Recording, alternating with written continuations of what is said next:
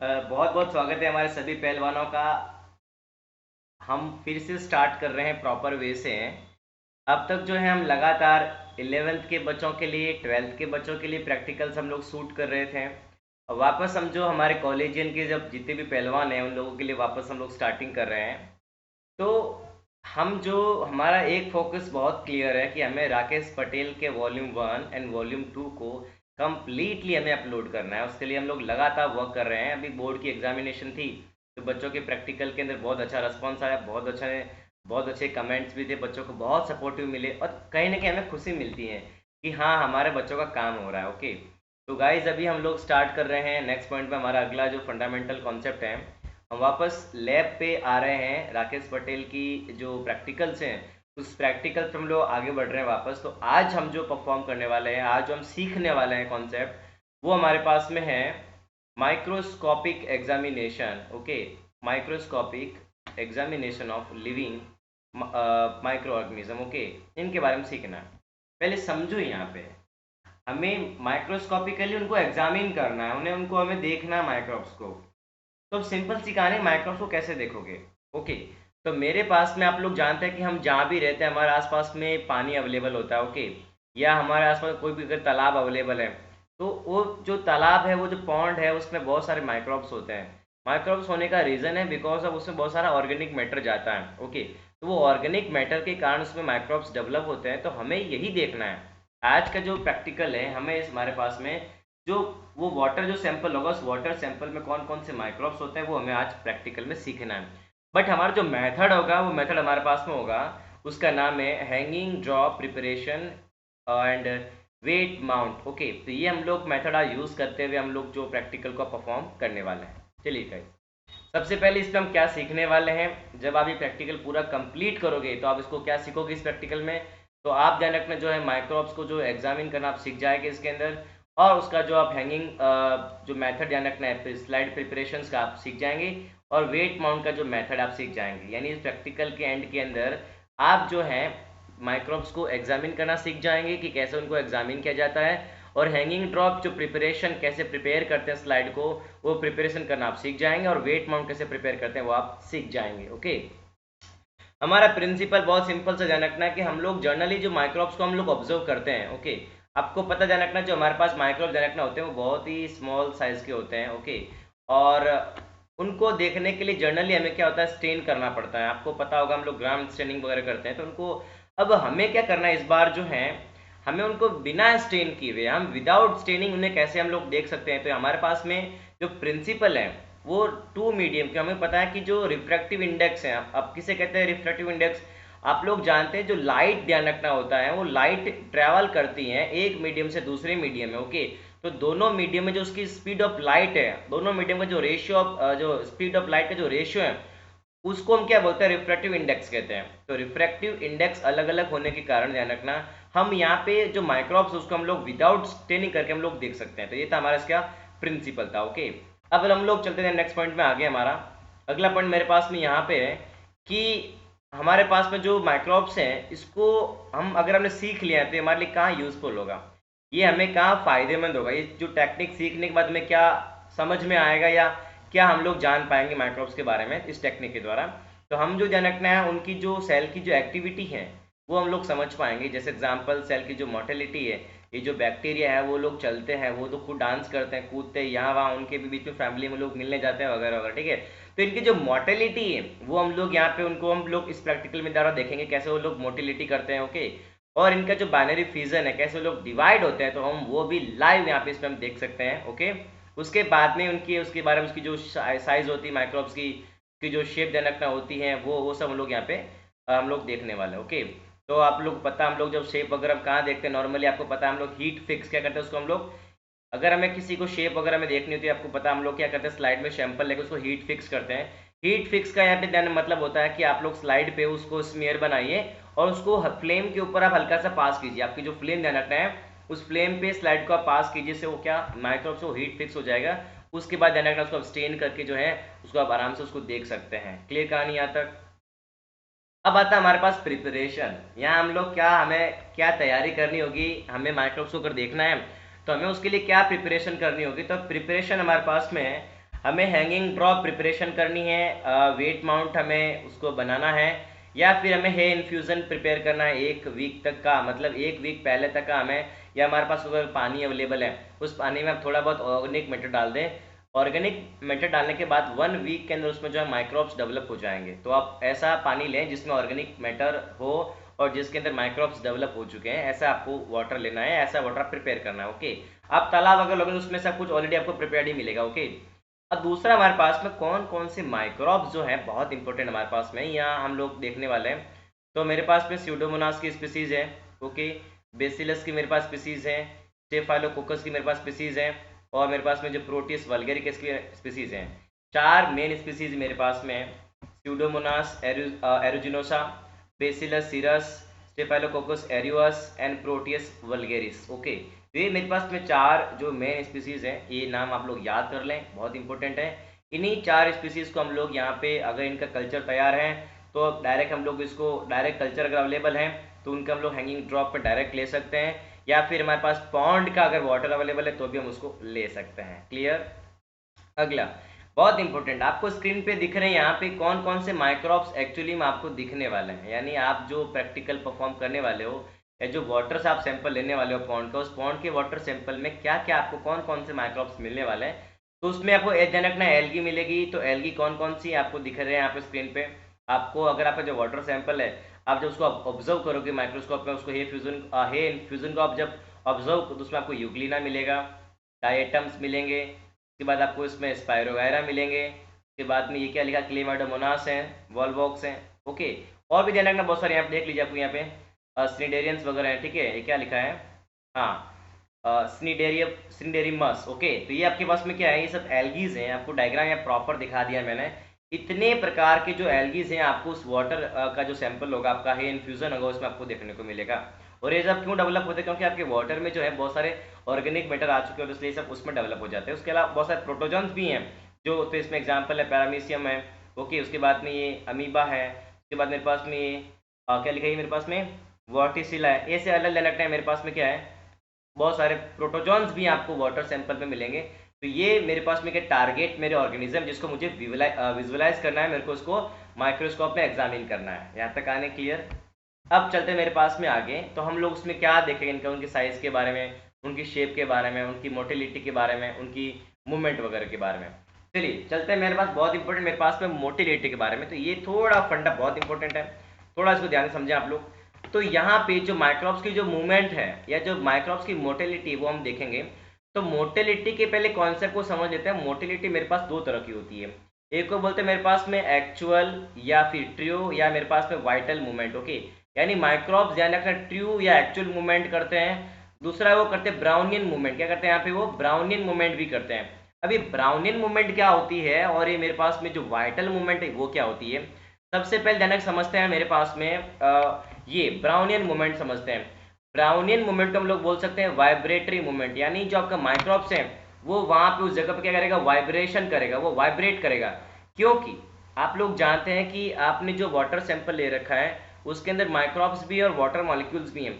तो water molecule ध्यान रखना लगातार जो है वो टकराते रहेंगे, एक सरफेस से एक मॉलिक्यूल से दूसरे मॉलिक्यूल्स में, दूसरे मॉलिक्यूल से माइक्रोब से, तो लगातार वो आपस में टकराते रहेंगे, जिससे क्या होगा, उनके टकराने से ध्यान रखना वो जो माइक्रोब्स हैं वो क्या रहेगा, लगातार वाइब्रेट करता रहेगा। यानी इसमें खास क्या बात है यहाँ पे, ड्यू टू, क्या वर्ड बोला मैं, due to their bombardment of water molecules in the suspension. आपने जो सस्पेंशन ले रखा है उस सस्पेंशन पे लगातार वाटर मॉलिक्यूल्स की बम्बार्डिंग होती रहेगी, जिससे क्या होगा, वाइब्रेट होगा। बट खास बात है इसमें ध्यान रखने वाली क्या है कि इसमें इनकी जो रिलेटिव जो पोजीशन ध्यान रखना हमेशा मेंटेन रहती है, यानी ये लोग अपनी जगह चेंज नहीं करते हैं, वो खाली अपनी उसी जगह पे क्या लगातार वाइब्रेट करते रहेंगे।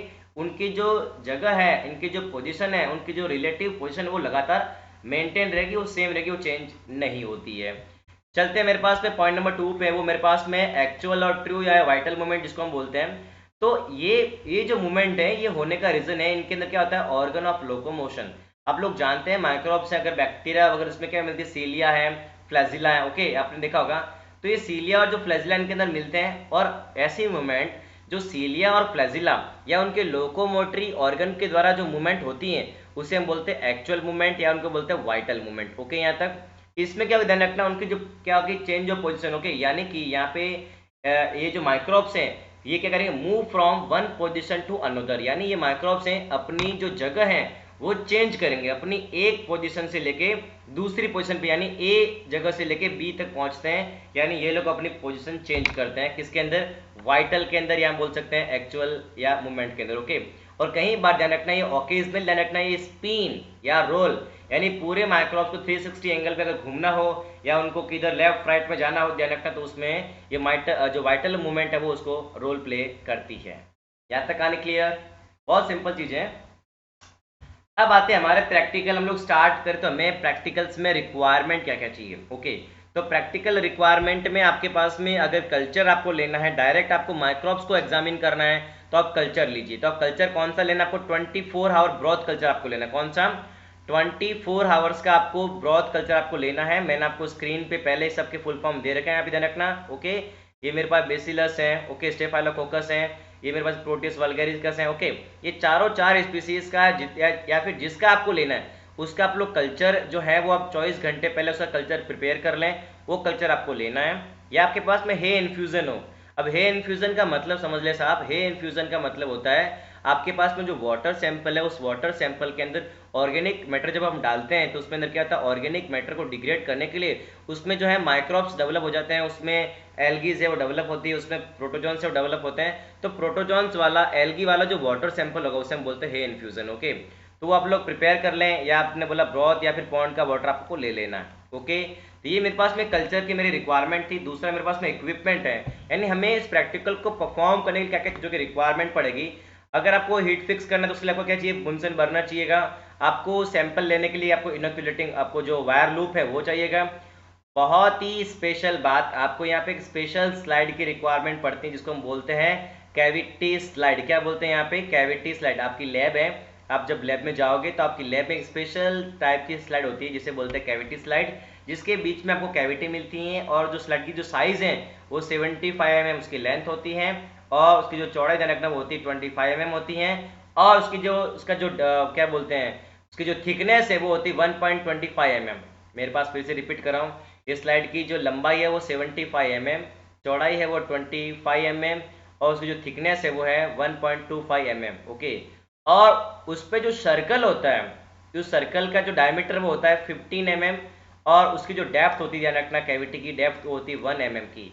तो ये इन्फॉर्मेशन बहुत इंपॉर्टेंट है, ये इन्फॉर्मेशन आपको कहीं नहीं मिलती है, आपको जनरली आपको देखने को नहीं मिलेगी। ओके, उसके अलावा आपको क्या लेनी है, आपको एक सिंपल स्लाइड भी लेनी है, आपको कवर स्लिप लेना है, आपको एक बढ़िया सा लाइट माइक्रोस्कोप लेना है। उसके बाद में पेट्रोलियम जेली बहुत इंपॉर्टेंट है, इसे हम लोग वैसलीन बोलते हैं। पेट्रोलियम जेली आपको लेनी, क्योंकि यहाँ पे आपको प्रिजर्वेशन करना पड़ेगा, आपको उसको पूरा शील करना होगा, इसलिए आपको यहाँ पे पेट्रोलियम जेली या फिर वैसलीन की रिक्वायरमेंट पड़ती है। उसके बाद में आपको कॉटन स्वैब लेना है, इस कॉटन स्वैब की मदद से हम लोग क्या करने वाले हैं, ये वैसलीन को हम यूज़ करने वाले हैं। तो ये मेरे पास में कितनी मटेरियल्स थी, मेरे पास में रिक्वायरमेंट आपको उस प्रैक्टिकल करने के लिए पहले आपको लेना पड़ेगा।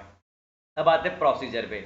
हम लोग जो सबसे पहले हम लोग क्या करने वाले हैं, हैंगिंग ड्रॉप प्रिपेयर करने वाले। क्या करने वाले हैं हम लोग, हैंगिंग ड्रॉप प्रिपेयर करने वाले। तो हैंगिंग ड्रॉप प्रिपेयर करने के लिए सबसे पहला रूल, सबसे पहले क्या करो आप लोग, क्या करें, कैविटी स्लाइड ले। क्या लें, आप लोगों को थ्योरी आपको स्क्रीन पे दिख रही है।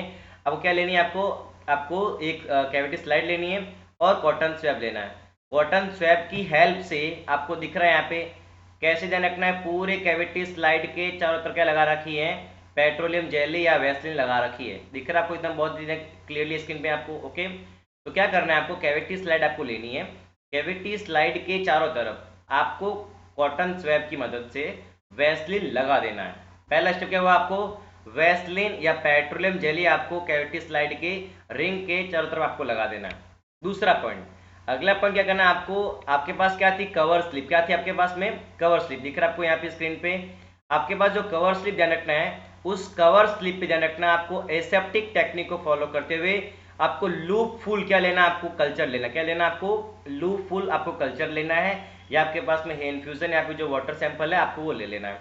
दूसरा स्टेप क्या बोला मैंने आपको, आपके पास में जो कवर स्लिप है उस कवर स्लिप पे क्या करना है आपको, एक ड्रॉप जो है लूप फुल क्या लेना है, आपको कल्चर लेना है। कल्चर किसका लेना है, अभी मैंने आपको 4 एग्जांपल, आपके 4 माइक्रोब्स के मैंने आपको नाम बता दिए थे, उसमें से किसी एक आप जो है कल्चर आपको ले लेना है। ओके, आपने क्या किया, पहला स्टेप में आपने आपकी स्लाइड के ऊपर ये आपके कैविटी स्लाइड की चारों तरफ क्या लगा दिया आपने, वैसलीन लगा दी है। उसके बाद में कवर स्लिप पे आपने क्या ले लिया है, आपने जो ड्रॉप है आपके पास में जो सैंपल है आपने वो ले लिया है। ओके, उसके बाद में केस नंबर 3, अब क्या करना है आपको, देखो दिख रहा डायग्राम में बहुत ही क्लियरली आपको, जैसे आपको दिख रहा डायग्राम है ना, आपको उसी डायग्राम के अकॉर्डिंग आपको क्या करना है, स्लाइड को क्या करना है, इन्वर्ट करना है। आपकी जो कैविटी स्लाइड है उसको इन्वर्ट करना है, उसको उल्टा करना है, और बिल्कुल ध्यान रखना कि आपकी जो कैविटी इसके सेंटर में आपका क्या आना चाहिए, वो ड्रॉप आना चाहिए। और उस स्लाइड के चारों तरफ क्या लगी हुई है, वैसलीन लगी हुई है, और वो वैसलीन आपकी कवर स्लिप की चारों बॉर्डर पे लग जानी चाहिए। और आपको क्या करना है, उसको यहाँ पे देख लीजिए मैंने बहुत ही अच्छे से बता रखा है यहाँ पे, सरफेस फेसिंग डाउन। ओके, आपको क्या करना है, depressions cover the drop of the culture. Okay, press the slide gently form the seal between the slide and cover slip. यानी क्या करना है आपको, सिंपल सी कहानी है भाई, मेरे पास में यहाँ क्या था, दिख रहा है आपको यहाँ पे, ठीक है, मेरे पास यहाँ क्या ड्रॉप थी, अब मेरे पास में ये क्या है, मेरे पास में स्लाइड है, तो स्लाइड को ये उल्टी है, यहाँ बीच में क्या कैविटी, इसमें क्या बीच में यहाँ पे कैविटी है, ये कैविटी यहाँ पे इसको बिल्कुल ड्रॉप के ऊपर रखना है और हल्का सा प्रेस करना है, ताकि जो कवर स्लिप है और आपका जो लूप फुल आपका सैंपल था, कल्चर था, वो कैविटी स्लाइड में और स्लाइड और कवर स्लिप बिल्कुल क्या सील हो जाए आपस में। यानी वो सील जब हो जाएगा, यानी उस कैविटी के अंदर ड्रॉप आ जाएगी, उसको आप क्या करें, इन्वर्ट कर लें, क्या कहला उसको वापस इन्वर्ट कर लें। ओके, उसको ऐसे लगातार टाइम तक ही रखना है, क्योंकि वो जो कैविटी है उस कैविटी में आपके ध्यान रखना जो है आपका कल्चर आ जाना चाहिए। यहाँ तक आने क्लियर, ये हमने काम कर लिया। उसके बाद में देखो आपको ये पोजीशन आपको मिलेगी यहाँ पे। ओके, दिख रहा है आपको क्लियरली, आपको ऐसी पोजीशन मिल जाएगी, ध्यान रखना, यानी कि ये कैविटी स्लाइड में क्या मिलेगा आपको, यहाँ पे आपका कल्चर मिल जाएगा, ऊपर क्या मिलेगी आपको, यहाँ पे कवर स्लिप आपको देखने को मिलेगी। दिख रहा है आपको यहाँ पे ऊपर क्या मिलेगा आपको, ये कवर स्लिप आपको यहाँ पे देखने को मिलेगी, और पेट्रोलियम जेली के होने से पूरा वो सील हो चुका होगा। यहाँ तक आने क्लियर। उसके बाद में बारी उसको एग्जामिन करनी थी, हमारे पास क्या हुआ, हमारी हैंगिंग ड्रॉप की जो स्लाइड हमने प्रिपेयर कर ली है। अब किसकी बारी है, अब बारी हमारे पास में है कि हमें इसे एग्जामिन कैसे करना है। तो खास ध्यान रखना है, सबसे पहले क्या करना है आपको, 10x पे एग्जामिन, क्या करना है आपको, 10x पे एग्जामिन करना है। 10x पे भी कहाँ ऑब्जर्व करना है, उसके बॉर्डर पे, क्या करना है आपको, उसकी बॉर्डर पे। ध्यान रखना, बहुत ही इंपॉर्टेंट चीज है, बच्चे जो है उस कैविटी स्लाइड के सेंटर पे फोकस करते हैं, तो सेंटर पे फोकस कभी ना करें, आप जो है उसके एज पे कहाँ करें फोकस, आप जो ड्रॉपलेट है उसके एज पे फोकस करें। कहाँ करें, आपको दिख रहा है यहाँ पे ड्रॉप दिख रही है आपको, इस ड्रॉप के ध्यान रखना, एज पे फोकस आपको करना है। ये आपको दिख रहा है डायग्राम, वो 10x आपको मैंने दिखा रखा ऑब्जेक्टिव। ओके, अब रीजन क्या है, एग्जाम में सवाल आता है कि सर हमें बॉर्डर पे ही क्यों देखना, हमें उस कल्चर का या ड्रॉप का हमें एज क्यों देखना होता है, तो उसके दो रीजन मेन है। तो रीजन नंबर 1 में क्या बोला, easy to locate the age because of the difference of refractive index। Okay, तो दो है, एज के तरफ क्या होगा, जब आप एज को देखोगे ना तो आप आराम से एज को आइडेंटिफाई कर, आप एज आपको आराम से दिख नजर आ जाएगा कि हाँ यहाँ पे एज अवेलेबल। ओके, क्योंकि यहाँ हर एक चीज ट्रांसपेरेंट है, वाटर भी है, आपकी स्लाइड भी है, सब कुछ ट्रांसपेरेंट, आपको एज नजर नहीं आएगा, मतलब आपको जो सेंटर में है आपको पता नहीं चलेगा, इसलिए आपको एज है, क्योंकि वहाँ एज पे लाइट क्या है, वहाँ पे लाइट का रिफ्रैक्टिव इंडेक्स चेंज हो रहा है एक। ओके, तो लाइट के रिफ्रैक्टिव इंडेक्स से चेंज होने की वजह से हमें क्या देना, वहाँ पे एज नजर आ जाएगी, हाँ यहाँ पे उस माइक्रोब्स की या कल्चर की मुझे एज है। एज पे फोकस करने का दूसरा रीजन, यहाँ पे देने का क्या होता है कि सेंटर की बजाय पेरिफेरी पे यानी बॉर्डर पे माइक्रोब्स ज्यादा मिलते हैं, यानी कल्चर के सेंटर में माइक्रोब्स की संख्या ज्यादा नहीं मिलती है, हमें कम मिलती है, हमें एज पे ज्यादा मिलती है। रीजन क्या है, क्योंकि एज पे क्या होता है, ऑक्सीजन का जो कॉन्सेंट्रेशन लेवल वो ज्यादा होता है, तो O2 का कॉन्सेंट्रेशन लेवल ज्यादा होने की वजह से ध्यान रखना जो माइक्रोब्स है वो पेरीफेरी यानी आपको बॉर्डर एरिया में दिख रहा है, आपको यहाँ पे स्क्रीन पे ये बॉर्डर एरिया ध्यान रखना है, यहाँ पे आपको मैक्सिमम माइक्रोब्स मिलते हैं।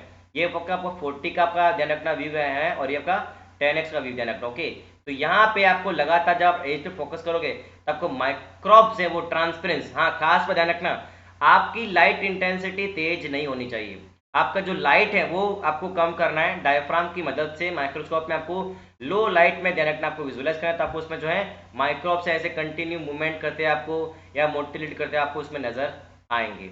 आप ये प्रैक्टिकल को आपने देखा, आपको समझ में आया होगा, तो आप लाइक करें, शेयर करें और सब्सक्राइब करना ना भूले। जाइएगा नहीं, रुकिए भी जाइएगा नहीं। अभी इसकी ऑब्जर्वेशन पे हम लोग आते हैं, तो क्या करना है आपको इसको पूरे को क्या ऑब्जर्व करना है। ऑब्जर्व के पहले अब दूसरा कहता है मेरे पास वेट माउंट, तो वेट माउंट भी बिल्कुल सेम प्रोसीजर ही है।